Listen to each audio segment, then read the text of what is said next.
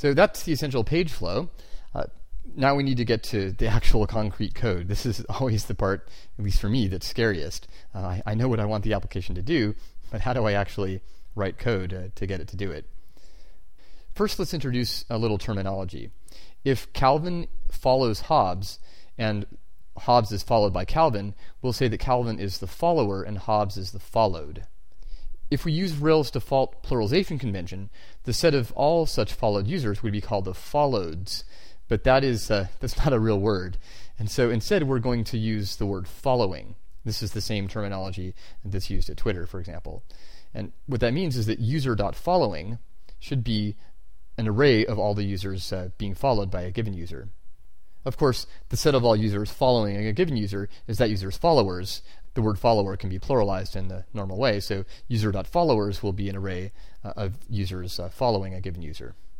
So let's take a look at a first guess of a data model for user following. If you look at the name of this image, it's called naive user has many following. It's a hint that this isn't the real way to do it. So the idea here is that we have a user with ID 1, and then we might say that a user has many following, and we've got a table here with the follower ID, a followed ID, and then the name and email address and all the other information about the user being followed. So the idea here is very straightforward, which is simply that each row in this following table is one user in user.following. If you think about it, though, there's something really wrong about this data model, because each of these rows has all of the information for each of these users, including the name and the email address, and yet that information is already in the users table. So this is horribly redundant. And it's even worse than that, because suppose that the user with ID 2 here at the top row changes his name using the edit interface that we built in 2 lessons ago.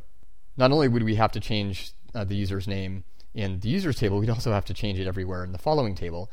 And we would also have to make a followers table with the same sort of redundancy problems. The problem here is that we're missing an underlying abstraction. And one way to figure out how to model this user following idea is to think in terms of the REST architecture. One of the great things about REST is it gives us a way of thinking about objects in a web application in terms of resources. In particular, we can think in terms of objects that are created through a web interface. Now, if you think about it, what are we doing when one user clicks on a follow button to follow another user? What are we creating? What we're creating is some sort of relationship between these two users. We're creating a following relationship. And so that suggests introducing an intermediate table called relationships. So here's a diagram of a user following model with this intermediate relationships table. The idea here is that we have a user with ID 1 who's following, say, 4 users in this case. So the first user has ID 2, then we have 7, 10, and 8. These IDs are the followed IDs in the relationships table, and the follower ID corresponding to each of those followed users is simply the ID of the original user. The Rails terminology for this kind of relationship is that a user has many following through relationships. So you can even see here at the bottom that we have the actual code that we'll end up using has many following through relationships source followed ID, which is this column here. Notice that there are no redundancies here. The only place where there's any user information is in the users table. And you might even be able to guess that we can get not only user.following out of this, like here, we're also going to be able to get user.followers, because if you just reverse the relationships between a follower ID and followed ID, we can actually go the other way. We'll see how to do that later in this lesson. Let's start with code for this data model by making a migration to create a relationships table.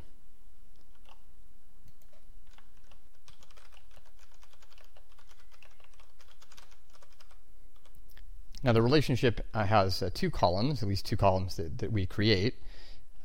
There's going to be a follower ID, which is an integer, and followed ID.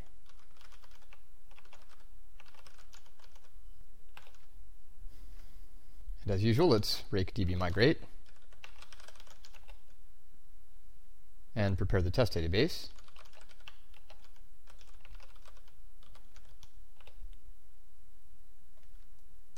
And now let's take a look at that create relationships migration.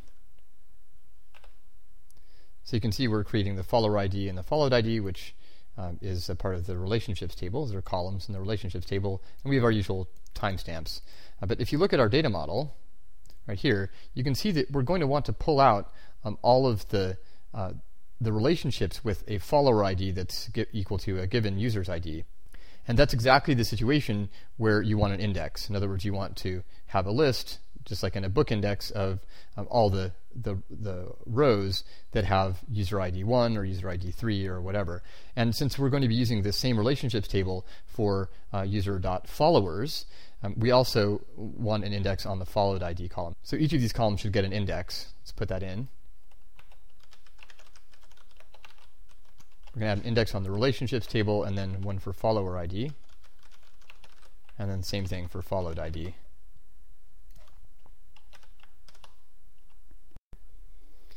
Okay, so now that we've added these indices, perhaps you realize how stupid I am. We shouldn't have run those migrations because we hadn't put our indices on yet, so we need to roll back the migration. This kind of thing happens in real life all the time, so might as well get used to it. So I'm going to do rake-db rollback, and that runs self.down. It's just going to drop the relationships table, and then we'll migrate it back up. And then we can prepare the test database again.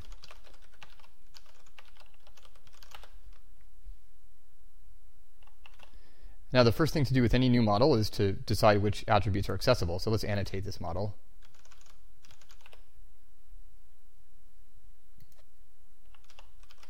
So the relationship model has follower ID and followed ID. Now if you think about how this is going to work, when a user is logged in and clicks on the follow button, there's going to be a relationship created with the followed ID equal to the ID of the profile where he clicks the button. So if Calvin follows Hobbes, Calvin has ID 1, Hobbes has ID 2. The follower ID will always automatically be Calvin's ID. So what that means is that only the followed ID should be editable through the web interface, and that means that we should say @accessible here. Should only be followed ID. We've got that set up. We need to start working on these associations. And now if you look over here at this table, at this thing I just moved out of the way, we want to have a user.following relationship. So we want to be able to say that a user has many following and a user has many followers. But before we get to that, we actually have to define the relationship between users and relationships, because a user also has many relationships. So let's start with that aspect of the data model. A user has many relationships, and we already have a has many relationship in this project. Let's look at the micropost. So microposts are related to users. A micropost belongs to user, and a user has many microposts. So a lot of this will be in analogy with the micropost test. So let's take a look at these. So what we did here is we said before each we created a user, and we said that the attribute was the content hash. And then we said it should create a new instance with valid attributes at user.micropost.createBang. So let's copy this just to get a start.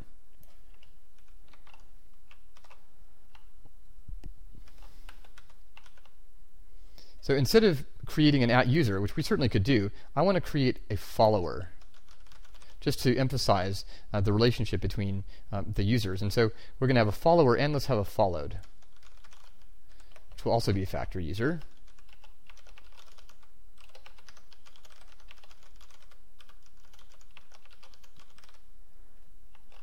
And then the attributes hash will be, instead of content, it will be the followed ID. And it's going to have to be the ID of this follower, or of the followed. So it will be followed.id, @followed. As you can probably guess, later on we'll be using these instance variables. But for now, we're just going to use the @follower and @attributes. So instead of @user, we're going to say @follower dot relationships .createBang @attributes. And so you can see that this is the same idea of these methods. These are the same association methods that we had with microposts. Instead of user.micropost.build or user.micropost.createBang, we just have relationships because a user not only has many microposts, but also has many relationships. So let's also go into the user model and define the relationships here.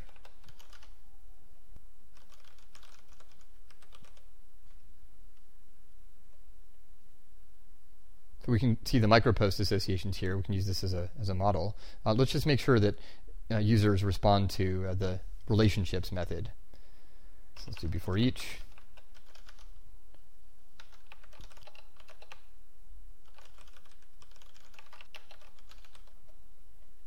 Let's see, it should have a relationships method.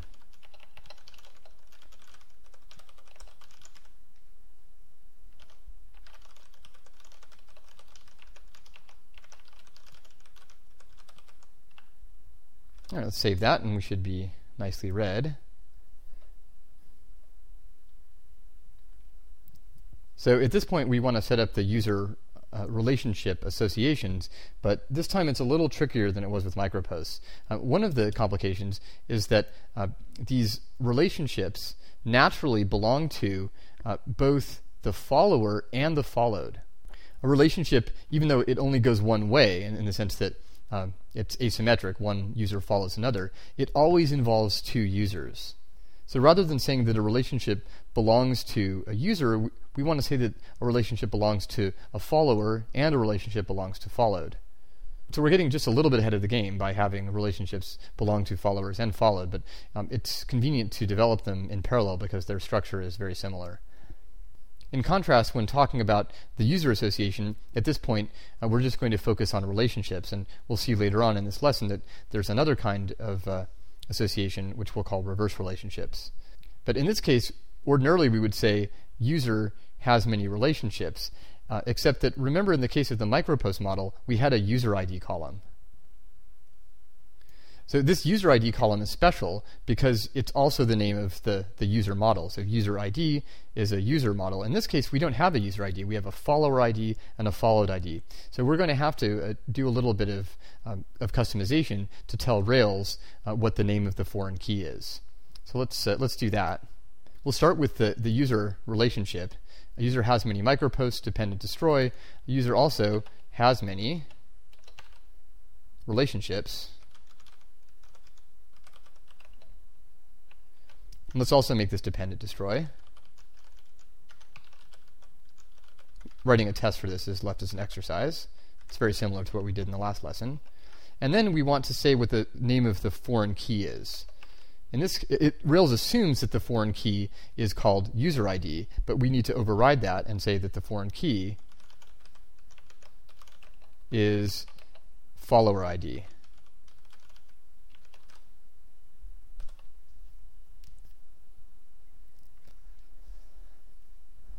So that got the user test passing. Let's take a look at the relationship test, though.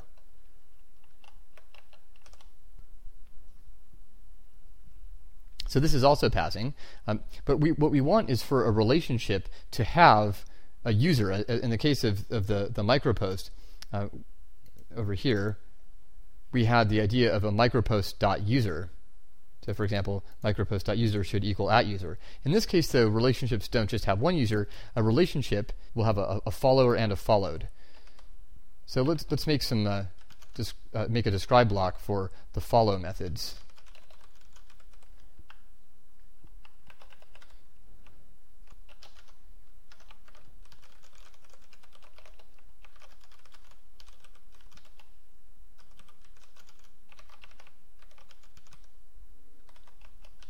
Let's say it should have a follower attribute.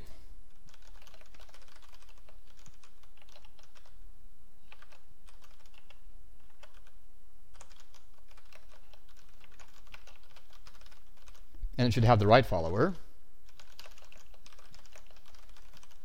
Remember, we're thinking of a relationship as consisting of a follower and a followed. It's not that someone is following the relationship, but there are these two users associated with each relationship. So @relationship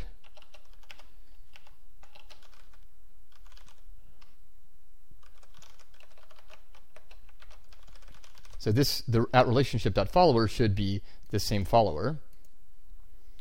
And we want similar methods for a followed. a lot of the things in this part of the lesson will be symmetric with respect to these two users. So follower, followed, should have the right followed, user. Let's save that and see how we are. Okay, now we're red because we haven't set up this association. We set up the has many relationships, but we didn't set up the relationship belong to user. And before we had belong to user in the micropost model, belongs to user. In this case, though, we're going to say belongs to follower and belongs to followed.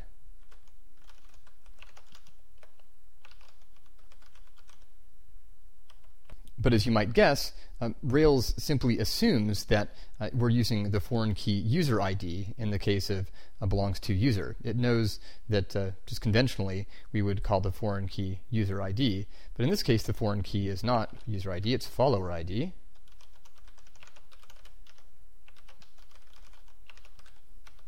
And there's another customization, as you can guess from the comma that I just put in. There's something else coming, which is that Rails assumes by default that the name of the model that we're associating this relationship to is just the class version of the table. So in other words, in this case, we've got user.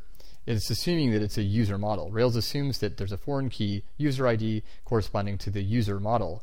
In this case, we've said it's the foreign key follower ID, and we need to tell it what the name of the Ruby class is, so that it's class name user. And similar for followed ID, and everything else is the same. So if we save this, we might very well be green. Oh, no, one's still failing. Let's take a look at it. So there's actually a typo in our test. At relationship.follower should equal followed. So I just didn't make enough changes here. There we go. Actually, this should be followed. And this is what's wrong. It should be at relationship.followed should equal at followed. Good. Now we're green, and let's just rerun the test suite while we think about what the next step is. So before moving on to the more complicated relationships between users and following and users and followers, we're just going to put a couple of validations on the relationship model. So this is very simple comparatively. We've seen examples of this kind of code before. Let's describe validations. It should require a follower ID.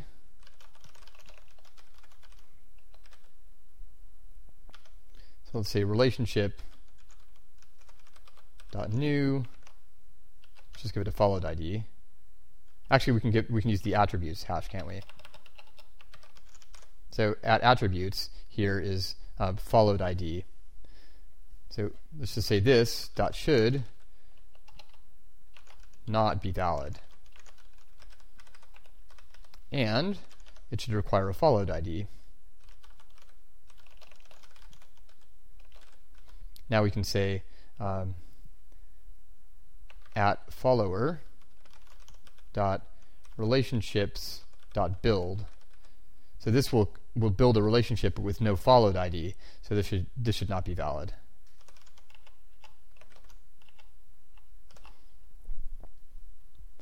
Good. And now let's put in the validations.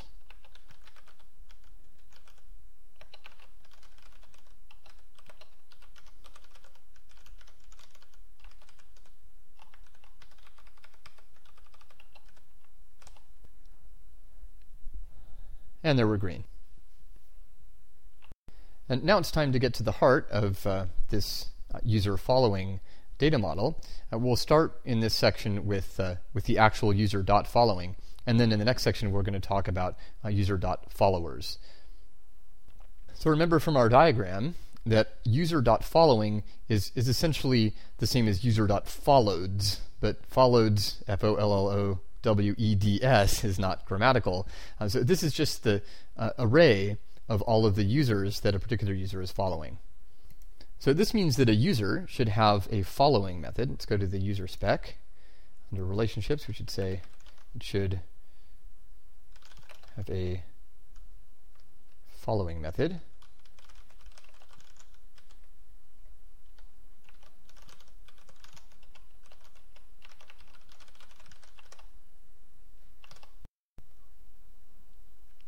And now we're red because we don't have a following method, but let's go here and say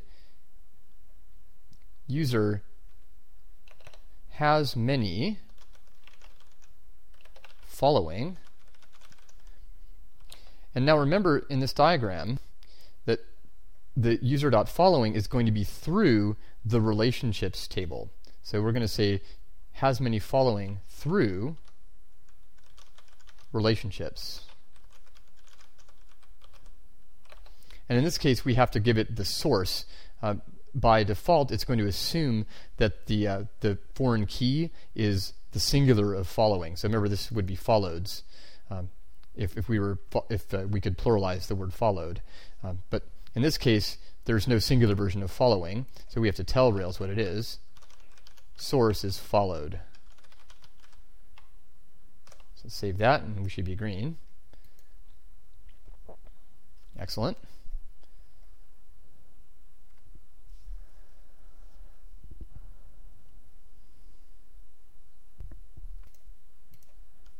And now I'm going to introduce some natural language ways of talking about relationships and following. And I'm just going to assume the existence of some methods that I think will be useful. And I mean, these methods will be useful in the context of writing a test. So let's say it should follow another user. And I'm going to say, what happens if I do @user.followBang?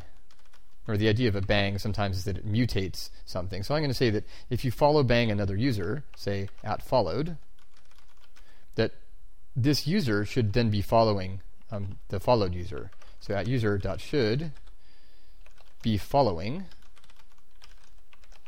@followed. Now I'm using the RSpec Boolean convention, and up here we need to have an @followed instance variable. Let's just use a factory. So save that, and we should be red. And now let's take a look at the method that we need. So after the feed here, let's put in following question mark, and that's going to take in a followed user, and it'll return true if the user is following that user. And so we can find out if a user is following another user by looking in the relationships, and user.relationships, so that would be self.relationships. And now we're going to be using a useful facility of active record, which is not only can we do these associations, these user.micropost.create, user.micropost.build, and so on, and of course user.relationships.create, but we can also find through the association. So we can do self.relationships.find, and then remember, active record gives us these find by methods corresponding to the column. So we can say find by followed ID, followed, and also inside of the class we can omit the self dot. So we're going to say relationships.find by followed ID followed. Rails automatically converts this followed into followed ID. So if this thing is nil, then this will be false in a Boolean context. And that's what this will be if there is no such relationship. But if there is a relationship, this will be non-nil. You may recall actually that you can convert a normal object into a Boolean object with bang bang. So if you really wanted to be pedantic, you could put a bang bang in here. I'm not going to bother with that right now. Now we need to do the follow bang method. Speaking of bang, follow bang, followed. So this is going to let a user follow another user. And now we'll have relationships. Again, through the association, we're going to use a create bang method. Create bang, and we're going to give it the initialization hash, followed ID is followed.id. Let's save that and see how we are. And now we're green. So, by the way, you may wonder why you can't leave this .id off, and the answer is I'm not sure. It seems like you should. There probably is a way to get Rails to do that, but since we're abstracting all of this away inside the follow bang method, it really doesn't matter how ugly this is because we're never going to see it again. We're always going to be using the follow bang method to follow users. So there's something else we want to test for. We want to say that it should include the followed user in the user.following array.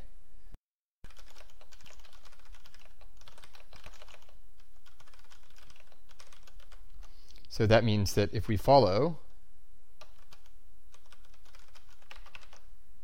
the followed user, then @user.following should include @followed.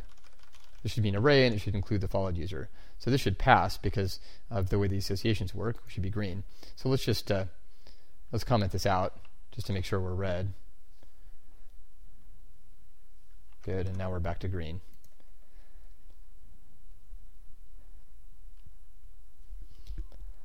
Of course, if you can follow a user, you should be able to unfollow a user. So let's say it should have an unfollow bang method.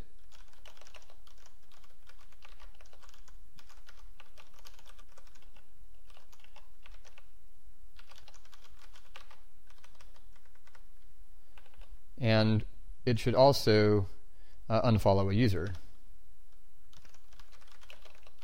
So if we do @user.followBang,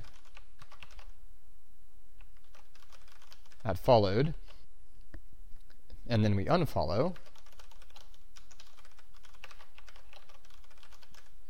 then the user should not be following the followed user.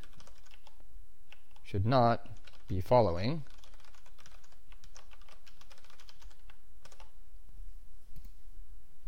That didn't work, of course, because we don't have an unfollow bang method.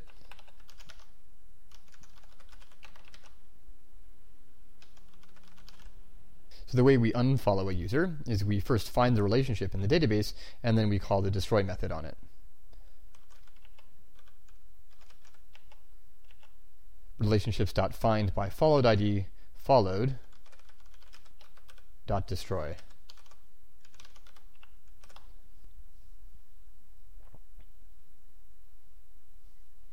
So we've done some pretty heavy data modeling here, but we've now got a functional user.following method that will return all of the users being followed. The final piece of the puzzle is to go the other way, to have a way of returning all of a user's followers. Now, if we look at this relationship between users and user.following, the user.following array is built up just by looking in the follower ID column and finding places where the particular user's ID appears.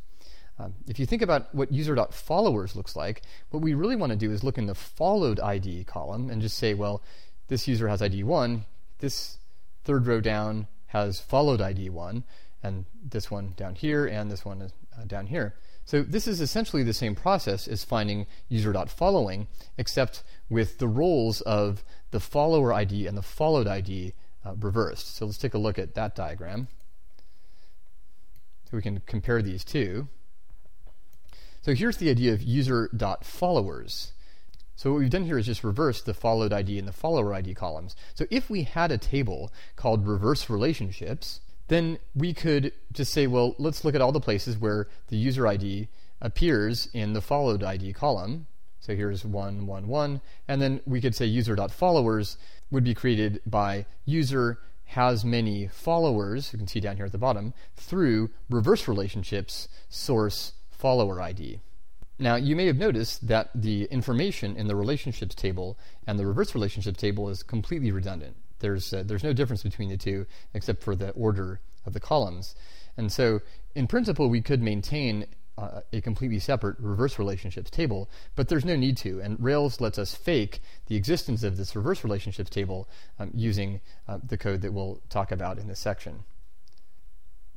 So let's go to the user spec and go. This is our section on relationships. Let's say it should have a reverse relationships method.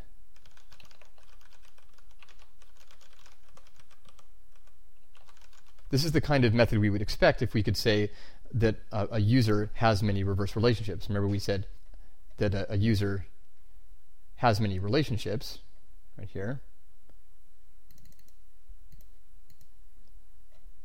Let's say @user.should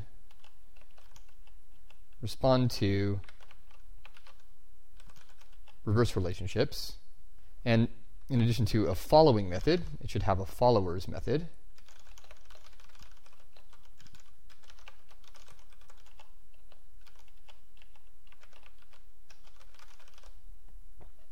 and it should include the followers, or it should include the follower in the followers array.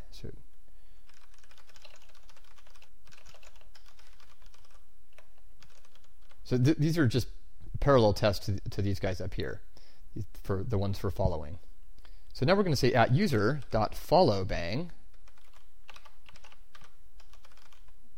@followed. Now, if you think about it, that means now that @user is one of @followed's followers. So @followed.followers should include @user. So let's save that, which should be red.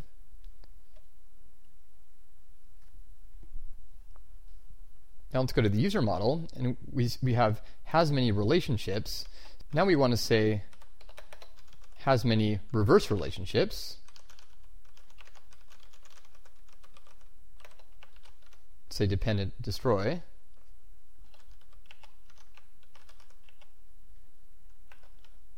Foreign key, just the same thing as relationships. Foreign key is going to be followed ID.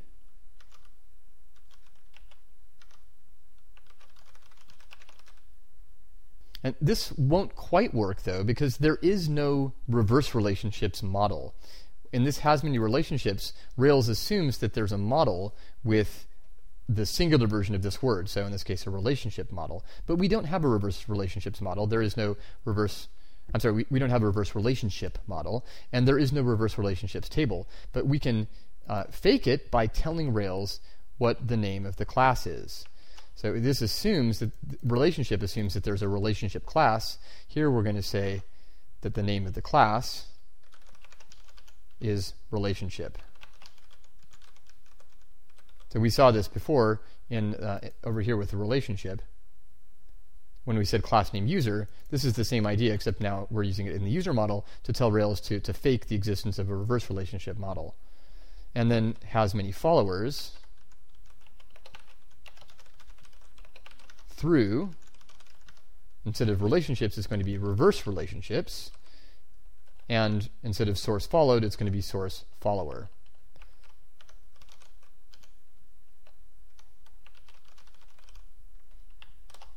So I just saved it, and there's a syntax error somewhere.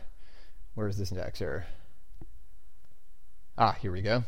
So there is a syntax error here. We need a comma. And now we should be green.